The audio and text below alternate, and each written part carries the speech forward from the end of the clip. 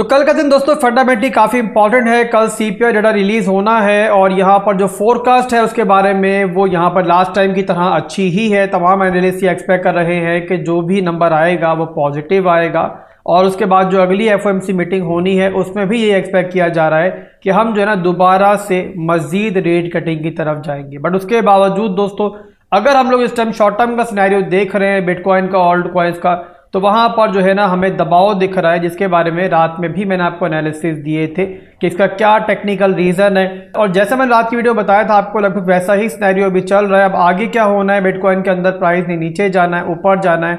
आपको fresh analysis bitcoin के भी और एक ऑल्ट कॉइन के भी जिसके अंदर मैं बाइंग कंसिडर कर रहा हूँ उसके बारे में इंशाल्लाह भी दूंगा भी आगे चल के।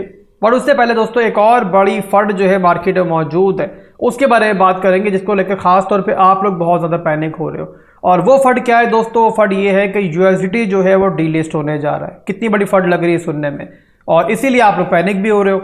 आप लोग बोल रहे हो कि यार अब जो हमारे स्टेबल कॉइन्स हैं हमारे पास, हम उनका क्या करें। बहुत आप लोगों के मुझे ऐसे सवाल सुनने को मिल रहे हैं। तो यहाँ पर दोस्तों मैं थोड़ा सा मुद्दा क्लियर करता हूँ कि आखिर ये खबर पैनिक करने वाली है, एक्चुअल में कोई फंड है या फिर सिर्फ यहाँ पर जो है ना सिर्फ पैनिक फैलाया जा रहा है। तो यहाँ पर दोस्तों पूरी सिचुएशन ये है कि यहाँ पर यूरोपियन यूनियन के अंदर एक लॉ पास हुआ था स्टेबल कॉइन्स को लेकर, जिसको नाम दिया गया था माइका का। और माइका रूल्स के हिसाब से दोस्तों बहुत सारी ऐसी चीज़ें हैं जो यहाँ पे स्टेबल कॉइन्स को फॉलो करनी है, तभी वो यूरोपियन यूनियन के अंडर जो भी कंट्रीज आती हैं उसमें काम कर सकते हैं। तो यहाँ पर इसी चीज़ को लेकर दोस्तों और इसी सिचुएशन को लेकर कॉइन बेस ने अब यूएसडीटी को डीलिस्ट करने का फैसला किया है। और इसका रीज़न दोस्तों आपको समझ में आ चुकी होगी कि जाहिर है यूएसडीटी जो है वो यहाँ पे माइका रूल्स को फॉलो नहीं करना चाह रहा होगा। कुछ ऐसी चीज़ें होंगी जिस पर उनको तहफ़्फ़ुज़ात होंगे। तो इसी वजह से अब कॉइन बेस ने दोस्तों ये ऐलान किया है और ये यहाँ पे उन्होंने अनाउंस किया है कि हम जो है ना दिसंबर तक जो है ना यूएसडीटी को डिलीज कर देंगे। तो पहली चीज़ तो आप लोग कंफर्म हो चुकी होगी कि ये फंड जो मुतासर कर रही है सिर्फ उन लोगों को मुतासर कर रही है, उन कंट्रीज़ के रहने वालों को मुतासर कर रही है जो यूरोपियन यूनियन के अंडर आते हैं। तो अगर तो आप लोग किसी ऐसी कंट्री में रहते हो तो आप लोगों को थोड़ी सी टेंशन लेनी चाहिए। पर उसके बावजूद दोस्तों आपको एक प्रॉपर टाइम दिया जा रहा है, दिसंबर तक का टाइम दिया जा रहा है। ऐसा नहीं है कि आज अगर अनाउंसमेंट हुई है तो कल जो स्टेबल कॉइन है वो डिलिस्ट हो जाएगा। आपको प्रॉपर टाइम दिया जा रहा है। तो आप लोग अपनी पसंद के किसी भी स्टेबल कॉइन के अंदर जो भी वहाँ मौजूद है उसमें आप लोग अपने यूएसडीटी को कन्वर्ट कर सकते हो। और इसके अलावा दोस्तों एक और चीज़ भी है कि टीथर जो है ना वो मामूली कंपनी नहीं है, वो आगे चल के लाजमी निगोसिएशन की तरफ जाएगी। और अगर वो माइका रूल्स को फॉलो कर लेते हैं, उनकी निगोसिएशंस में कोई ब्रेक थ्रू हो जाता है तो फिर ये फंड कंप्लीटली ख़त्म हो जाएगी। और इसके साथ साथ दोस्तों अगर आप लोग ऐसी किसी कंट्री से ताल्लुक़ नहीं रखते हो तो यूरोपियन यूनियन के अंडर आता है तो फिर तो आप लोगों को इसको बिल्कुल इग्नोर कर देना चाहिए। ये फंड आप लोगों को 1% भी मुतासिर नहीं कर रही और यहाँ पर आप लोगों को किसी भी टेंशन में आने की ज़रूरत नहीं है। जो भी आप स्टेबल कॉइन्स यूएसडीटी को होल्ड कर रहे हो उसको सिंपली होल्ड करो और फिलहाल के लिए ऐसा कोई बड़ा फंड आप लोगों के लिए मौजूद नहीं है। तो उम्मीद करता हूं कि आपको समझ में आ चुकी होगी। इसके बाद चलते हैं दोस्तों बिटकॉइन के टेक्निकल एनालिसिस की तरफ और उसको देखते हैं कि वहां पर क्या चल रहा है। चार्ट मैंने ओपन कर लिया है 4 घंटे के टाइम फ्रेम के अंदर।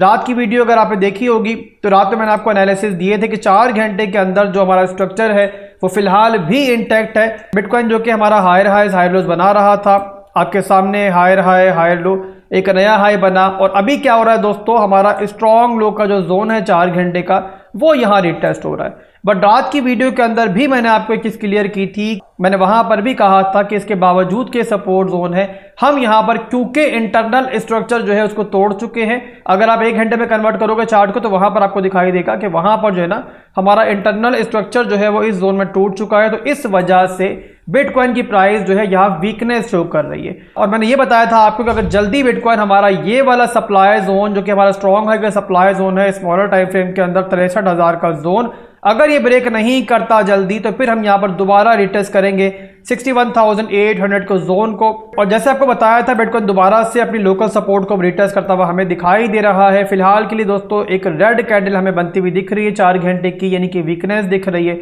और यहाँ पर दोस्तों अगर ये सपोर्ट होल्ड नहीं रह पाती है और बिटकॉइन इसको ब्रेक करता है तो फिर मेरे भाइयों जो नेक्स्ट हमारा जोन होगा जिसको बिटकॉइन टारगेट कर सकता है, रिटेस्ट कर सकता है, वो है हमारा वही वाला सपोर्ट जोन जिसके बारे में मैंने पिछली वीडियोस के अंदर आपको बताया था। ये वाला जोन जो है ना हमारा जो कि बनता है हमारा 60,500 से लेके 59,400 का ये मोस्ट इंपॉर्टेंट जोन है डेली के अंदर बिटकॉइन का। और इस जोन के बारे में काफी बार मैंने मिसाल देके आपको समझाया है कि आप यूं कंसीडर कर सकते हो कि 60,000 से ऊपर जो है ना वो बुल्स की टेरिटरी है, यानी कि बुल्स से कंट्रोल में है मार्केट। बट अगर सपोर्ट लेवल जो है बेयर्स तोड़ने में कामयाब हो जाते हैं, डेली क्लोजिंग जो है इसके नीचे हो जाती है, तो फिर यहाँ पर प्राइस जो है ना वो एक तरह से बेयर से कंट्रोल में आएगी और बेयर्स जो है ना प्राइस को काफी स्पीड के साथ जो है ना फिर यहाँ पर 57,000 और उसके बाद 55,000 तक भी लेके जा सकते हैं। तो इस सिचुएशन के अंदर दोस्तों दो जोन्स बनते हैं हमारी शॉर्ट टर्म की बाइंग के लिए, यानी कि लेवल टू लेवल ट्रेडिंग के लिए, जहां पर हम बाइंग कंसीडर कर सकते हैं।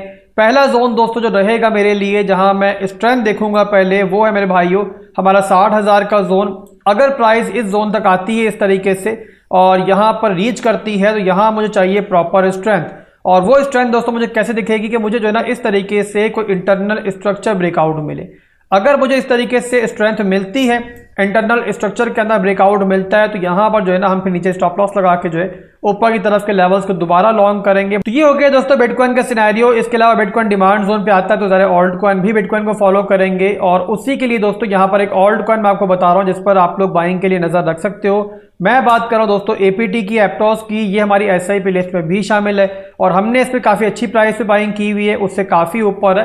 बट बहरहाल अगर आप लोग इसे मिड टर्म के लिए लेना चाह रहे हो या शॉर्ट टर्म के लेना चाह रहे हो, तो मैं आपको जो है ना इसका बाइंग जोन बता देता हूँ। अगर हमें वहां मिलता है तो इसमें जो है ना हम एक बाइंग कर सकते हैं। तो वो कौन सा जोन है दोस्तों एपीटी का, मैं आपको बता देता हूँ वो। तो अगर आपको ये इस डिमांड जोन पे दिखता है तो आप लोग सिर्फ स्पॉट के अंदर जो है ना इससे बाइंग देख सकते हो। और ये जोन बनता है हमारा यहाँ पर $8 से लेके 7.57 तक।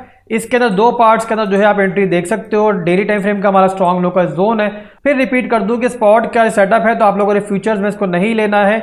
और स्पॉट में होने के बावजूद अगर आप लोग इसमें इनवैलिडेशन रखना चाहो, स्टॉप लॉस लगाना चाहो, तो वो लगाओगे आप लोग मैनुअल क्लोजिंग के ऊपर, यानी कि डेली क्लोजिंग हमारी अगर इस जोन से नीचे हो जाती है, 7.2 से नीचे हमारी डेली क्लोजिंग हो जाती है, तो आप लोग इसे स्टॉप लॉस कंसीडर करोगे। ऑटोमेटिक स्टॉप लॉस आप लोग इसमें नहीं लगाओगे। इसके अलावा टारगेट्स की बात करें दोस्तों, तो फर्स्ट टारगेट हमारा रहेगा इसमें $9 का जोन, जहां पर ये इस वक्त भी चल रहा है। और इसके अलावा सेकंड टारगेट रहेगा इसका 8.2 का जोन, जो हमारा एक और रेजिस्टेंस लेवल है। और इसके अलावा लास्ट टारगेट रहेगा इसका 11.7 का जोन। तो ये तो दोस्तों एपीटी का स्विंग सेटअप। और इसके अलावा अगर फर्दर भी आप लोग इसे होल्ड करना चाहो तो हमारी एसआईपी लिस्ट में भी शामिल है। अच्छा ऑल्ट कॉइन है, फंडामेंटली स्ट्रॉन्ग ऑल्ट कॉइन है, तो आप लोग इसे मिड टर्म के लिए होल्ड कर सकते हो। आप पे डिपेंड करता है कि आप लोग इसे लेवल टू लेवल ट्रेडिंग के लिए ले रहे हो या फिर इसे आप लोग एज ए मिड टर्म की इन्वेस्टमेंट के लिए ले रहे हो।